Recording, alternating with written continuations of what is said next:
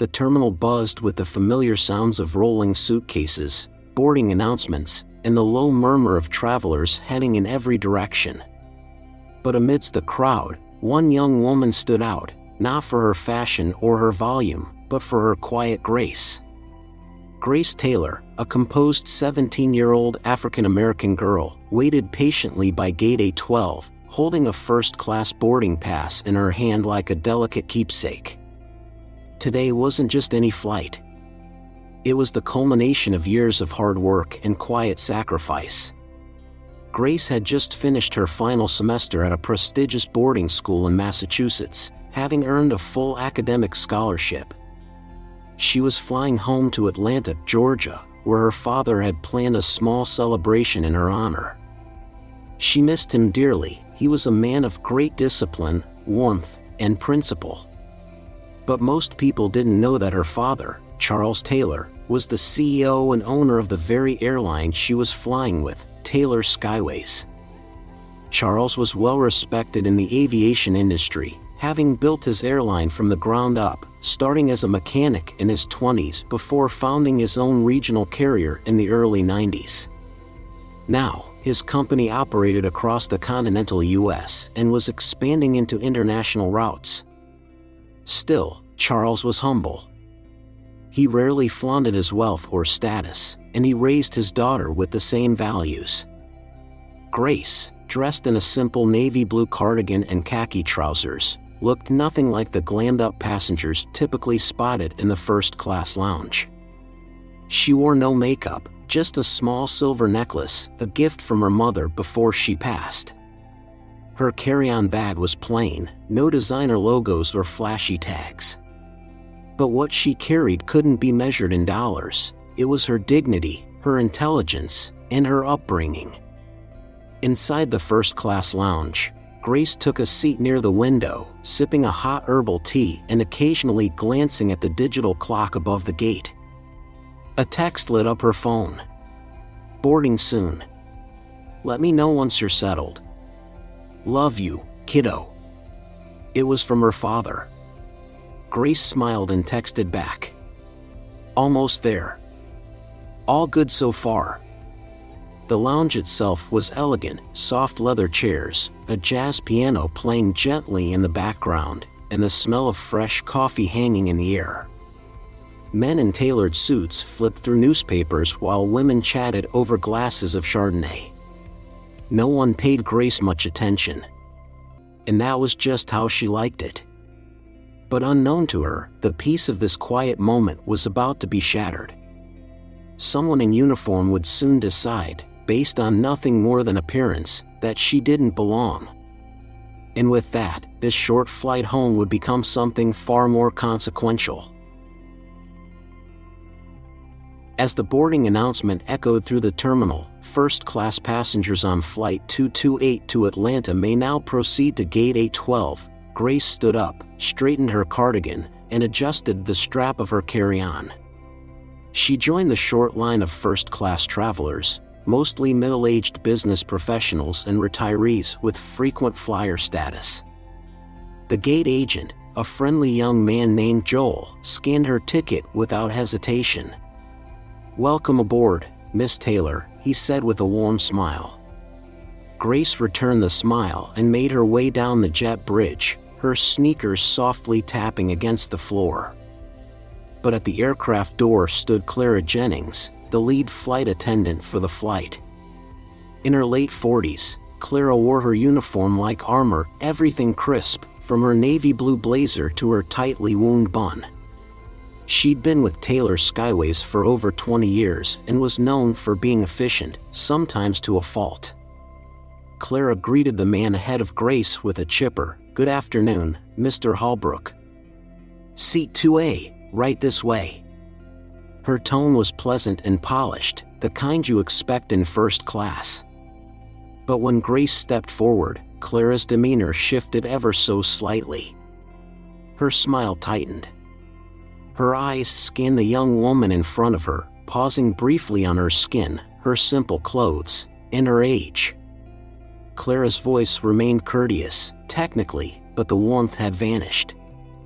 "Excuse me, young lady," she said, extending an arm to block Grace's path. "This cabin is reserved for our premium passengers. Coach is just down that way." She gestured toward the back of the plane. Grace blinked, confused.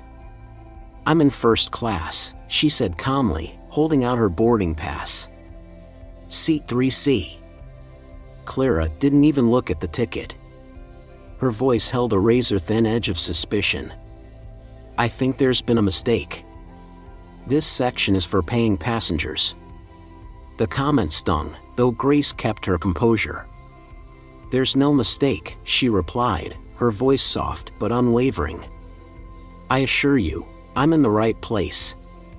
Behind her, a few passengers began to glance up from their phones.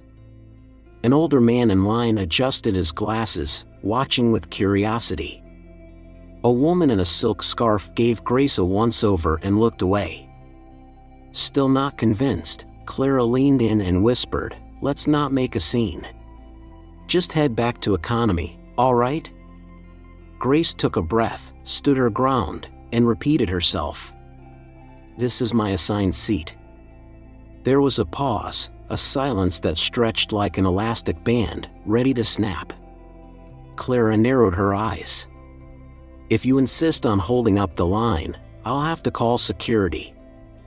The tone was clear. Grace, in her eyes, didn't belong. But what Clara didn't realize was that the girl she had just humiliated wasn't only a rightful passenger in first class, she was the daughter of the airline's founder. And her father was just a phone call away. Grace sat in her assigned seat, 3C in first class, her small carry-on tucked neatly in the overhead bin. The cabin was immaculate, soft beige leather seats with ample legroom, plush headrests, and fresh white linens draped over the tray tables. Everything was as it should be, except for the tension thickening in the air like a brewing storm. Clara Jennings returned moments later, her heels clicking sharply against the carpet. Though she maintained her professional facade, her jaw was set, her eyes scanning Grace with disbelief. "Young lady," she said firmly, "this seat has been reassigned. You need to move to economy now." Passengers in the nearby rows shifted uncomfortably. A man 2 seats over raised his brows but said nothing. A woman in pearls sipped her wine and kept her eyes forward. Grace, heart pounding but outwardly calm, handed her ticket again. "This is my seat. It was purchased by my father." Clara's expression darkened. "Your father?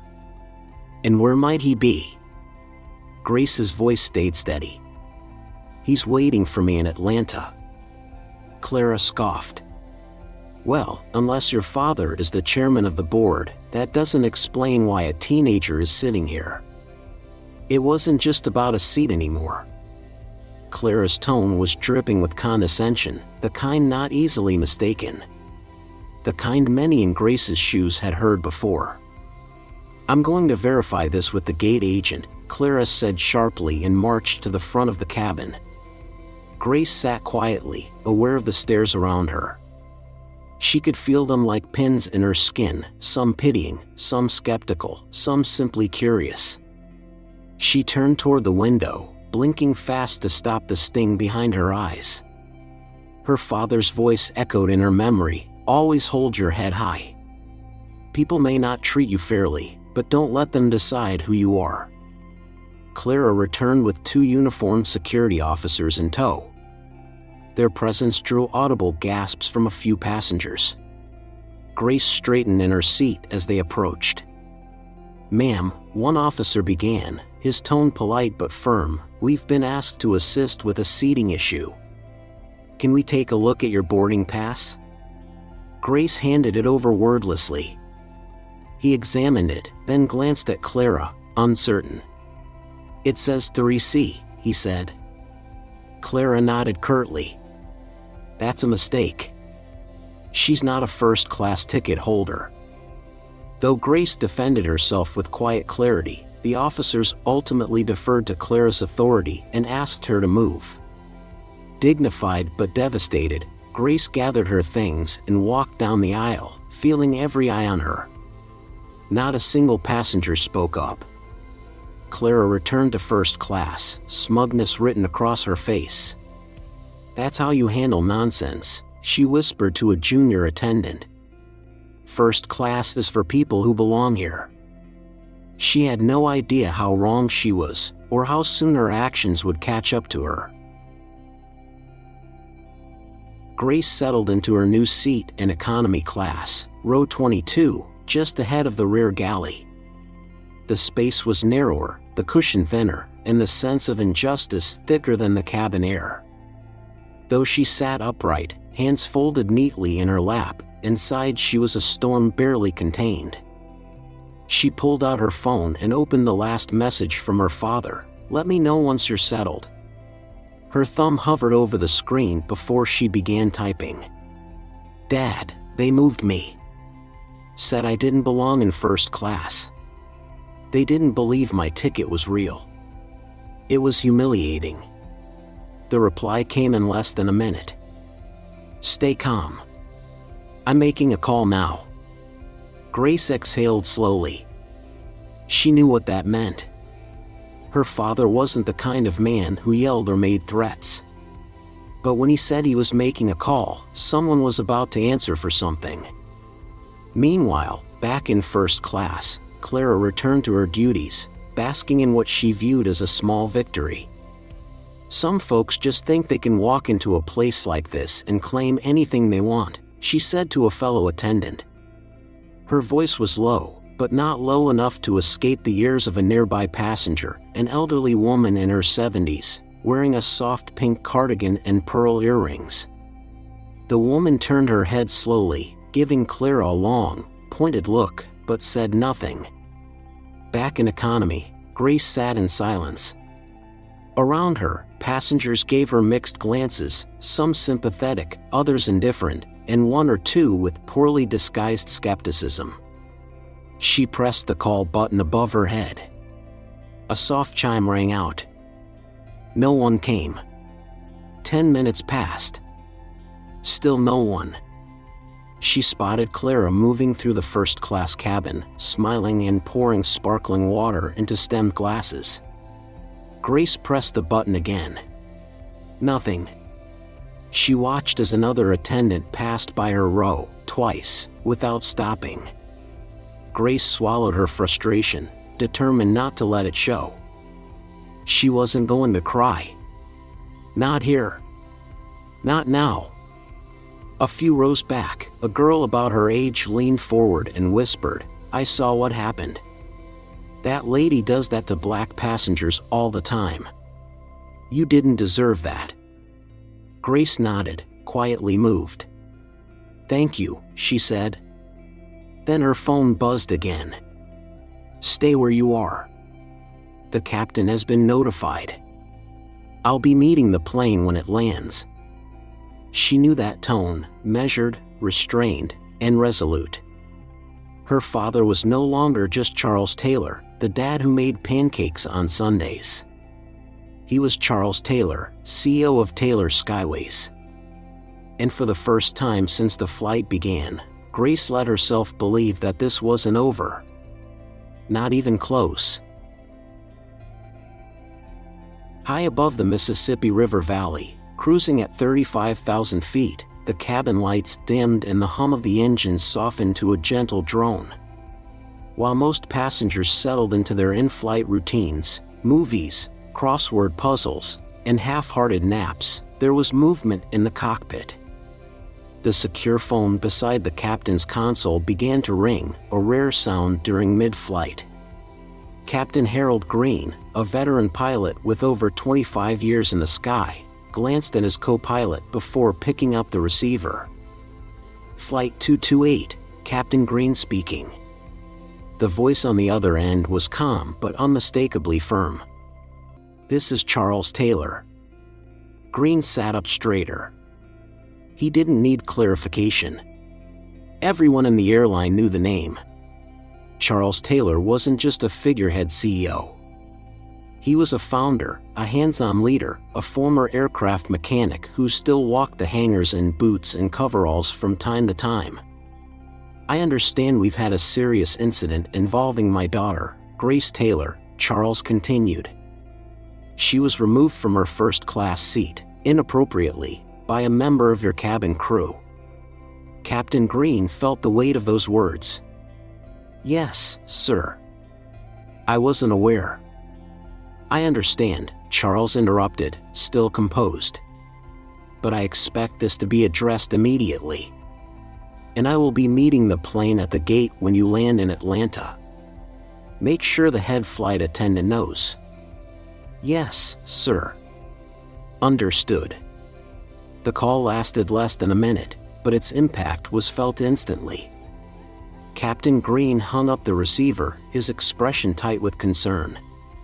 He turned to the intercom and pressed the crew call button.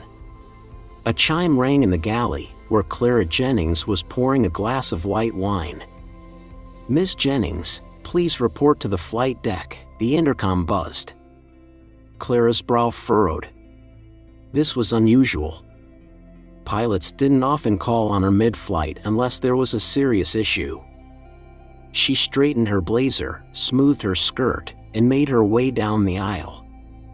Her usual brisk walk had a trace of hesitation. Inside the cockpit, Captain Green greeted her with a nod but little warmth. "We've received a direct call from Mr. Taylor," he said plainly. Clara blinked. "Taylor? The CEO of this airline? And the father of the passenger you had escorted out of first class?" The blood drained from Clara's face. Her breath caught. I didn't know she was." "It shouldn't matter who she is," the captain said, his voice steady. "What matters is how she was treated." Clara stood frozen, the full scope of her actions crashing in like turbulence. "The plane lands in less than an hour," Captain Green added. "He'll be waiting." Clara nodded weakly, retreating down the aisle with a stiffness that hadn't been there earlier. And just like that, the power dynamic had shifted, from smug superiority to impending reckoning. For the rest of the flight, Clara's confidence was nowhere to be found. Clara Jennings walked slowly back toward the galley, her polished heels no longer clicking with confidence. The words from the cockpit echoed in her mind like a warning bell, "He'll be waiting." For the first time in her 22-year career, Clara felt her composure crack. She tried to resume her duties, refilling coffee, handing out warm towels, but passengers noticed the change. Her once snappy movements were now deliberate, cautious. Her smile, once smug, now faltered under the weight of watching eyes. In economy class, Grace sat in silence, earbuds in but no music playing. She stared out the oval window at the thick cloud cover below, reflecting on the humiliation she had endured. The sting was still fresh, but knowing her father was taking action brought a sense of calm, like a lighthouse guiding her through dense fog. Clara passed by row 22 3 times before she finally stopped. With a stiff smile and a tray in hand, she leaned slightly toward Grace. "Miss Taylor," she began, her voice quiet, almost rehearsed, "can I get you something? A drink? A snack? Perhaps a hot towel?" Grace looked up slowly, her expression calm but unreadable. "No thank you," she replied, her voice polite but cool. Clara hesitated. "Are you sure? Anything you need, please don't hesitate to ask." Grace shook her head. "I'm fine." The exchange was brief, but several passengers took notice. One man across the aisle leaned into his wife and whispered, "She's never that attentive. Something must be up." Clara continued to hover around economy, returning to Grace's row 2 more times in the next 30 minutes, offering a seat upgrade, a premium snack basket, even an extra blanket. Each time, Grace refused with the same calm grace that her name embodied. It wasn't about revenge. It was about principle. Clara's sudden kindness wasn't genuine, it was fear, plain and simple. Eventually, Clara approached once more, this time with no tray in hand and no performative smile. She crouched slightly beside Grace's seat, lowering herself in a gesture of humility. "Miss Taylor," she said, her voice just above a whisper, "I want to sincerely apologize for earlier. It was a misunderstanding. I didn't realize." Grace interrupted gently but firmly. "The matter is no longer in my hands." Clara blinked. "What do you mean?" "My father is handling it now," Grace said, eyes steady. "He's the one you'll need to speak with." There was no malice in her tone, no triumph, just a quiet certainty that justice would be served. Clara stood slowly, her throat dry. Around them, the murmur of conversations resumed, but the atmosphere had shifted. The reckoning wasn't just coming. It had already begun. As the plane began its gradual descent into Hartsfield-Jackson Atlanta International Airport, passengers fastened their seatbelts and prepared for landing. The city lights twinkled through scattered clouds, but all Grace Taylor could focus on was the moment ahead.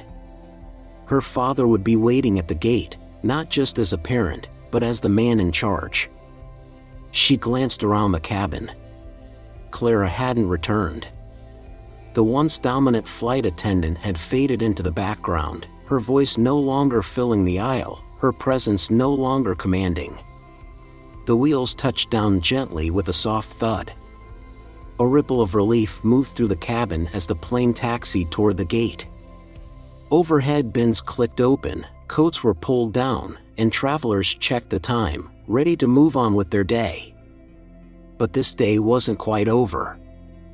From the windows on the left side of the aircraft, several passengers noticed a sleek black SUV pulling up to the tarmac, its polished exterior gleaming beneath the runway lights. The vehicle stopped beside the jet bridge, and the back door opened with deliberate ease. Out stepped Charles Taylor.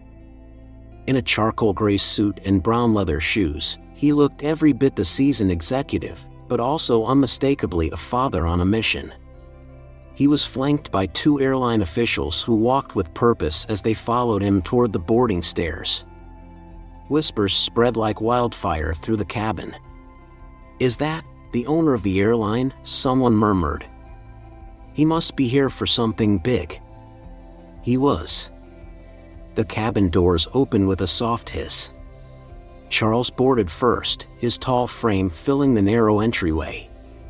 His eyes scanned the first-class cabin with calm authority, then continued toward economy. He found Grace easily. She stood up when she saw him, her expression softening. "Hi, Dad."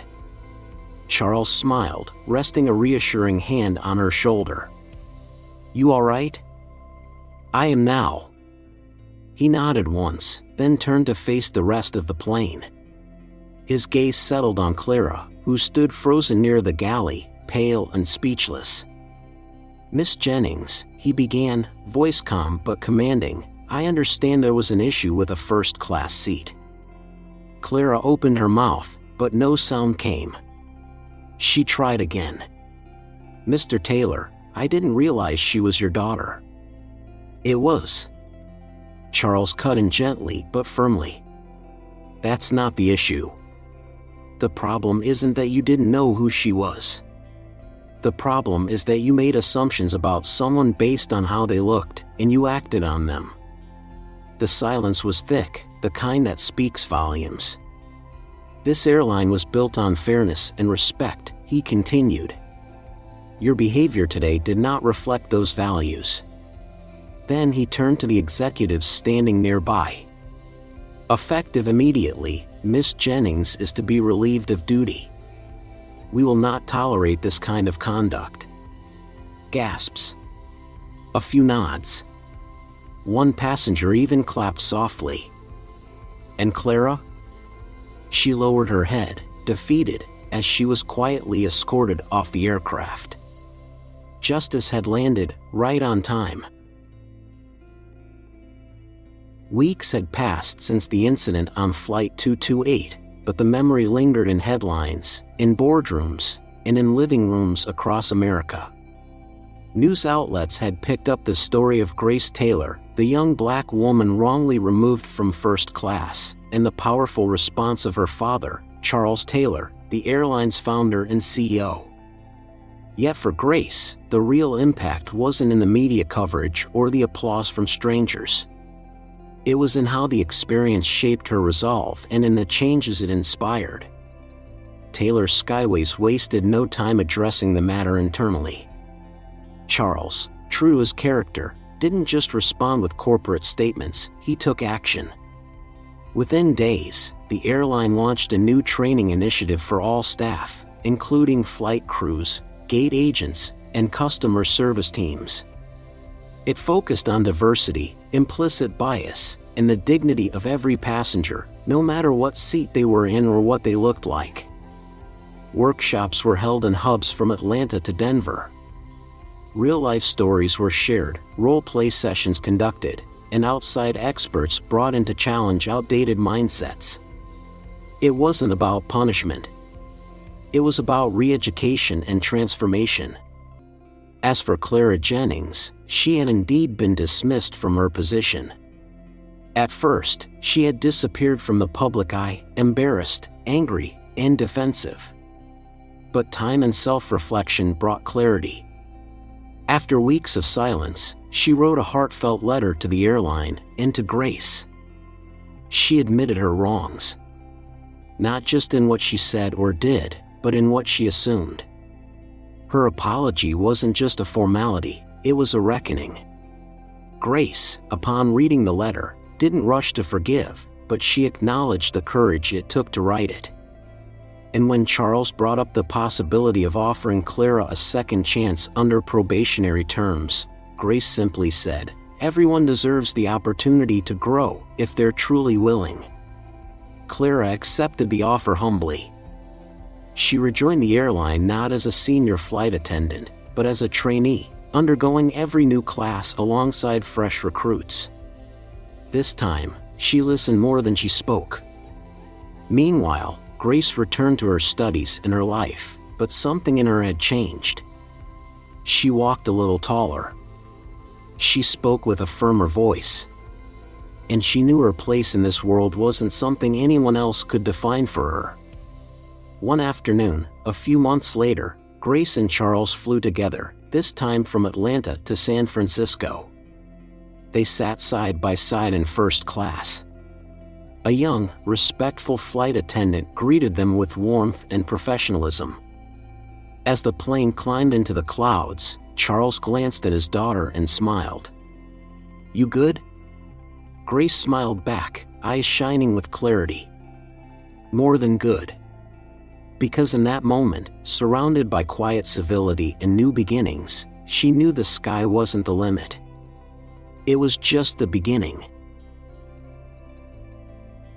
At its heart, the story of Grace Taylor is not just about a misunderstanding on a flight, it's a profound reflection of how we see each other, how we treat one another, and how we choose to respond when faced with injustice. For those of us who have lived long enough to see both progress and setbacks in our society, this story holds timeless wisdom that speaks to values many of us grew up with: respect, fairness, humility, and courage. One of the clearest lessons here is that assumptions are dangerous. Clara, the flight attendant, didn't ask questions. She didn't pause to consider that the young woman in front of her might very well belong in first class. Instead, she relied on appearance and her own internal biases. That moment, quick and unexamined, set off a chain of events that led to embarrassment, shame, and ultimately, accountability. It's a reminder that prejudice can wear a professional smile. It can show up in subtle dismissals and polite tones. That's why it's important to remain aware of how we see others, and how our unspoken judgments may shape our actions. But perhaps the deeper lesson lies in how Grace responded. She didn't lash out. She didn't raise her voice. Instead, she stood firm in her truth with grace and composure. There's a quiet strength in that kind of self-control. Many older Americans may recognize it as something once considered a cornerstone of character, the ability to remain dignified, even when others fail to offer you the same. And Charles Taylor's response, measured, firm, and respectful, reminds us that leadership is about more than power. It's about protecting the vulnerable, holding people accountable, and creating change that outlasts the moment. He didn't storm onto the plane yelling. He showed up with authority and clarity, sending a message not just to Clara, but to the entire company. We are better than this. We will do better. This story also speaks to something many of us understand with age, the importance of legacy. Charles didn't just defend his daughter, he used the moment to teach a broader lesson. He invested in training, opened the door for reflection, and even extended grace to Clara, allowing her a path to redemption. In our own lives, we may not own airlines, but we all have opportunities to influence others. Whether in our families, our communities, or our places of worship, we can model patience, fairness, and the kind of courage that leads with kindness. Because the real measure of character isn't how we act when everyone is watching, it's how we choose to respond when no one expects us to stand up. Let this story be a reminder: dignity is not something we're given. It's something we carry, through storms, through injustice, and yes, even down the aisle of an airplane.